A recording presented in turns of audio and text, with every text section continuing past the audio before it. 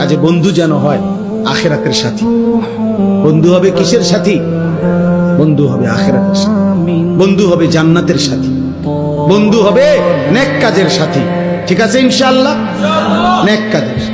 আল্লাহ কোরআনে বলছে, ওই যে আয়াত, ওই আয়াতে আল্লাহ বলছে নেক কাজের বন্ধুরা আমি আল্লাহ তাদেরকে ডাক দেব হাসরের ময়দানে, ইয়া ইবাদি, হে আমার বন্ধুগণ, বান্দাগণ, লা খাউফুন আলাইকুমুল ইয়াওমা ওয়ালা আনতুম তাহজানুন, আজকে তোমাদের কোনো ভয়ও নাই, চিন্তাও নাই। এরপরে আল্লাহ বলবে উদখুলুল জান্নাতা আনতুম ওয়া আজওয়াজুকুম তুহবারুন। বাহ! আল্লাহ বলবে তোমরা যারা নেক কাজের বন্ধু ছিলা, তোমরা বন্ধুরা একে অপরকে হাত ধরাধরি করে গলাগলি করে আমার জান্নাতে ঢোকো। খোদার কসম, এটা কোরআন শরীফ।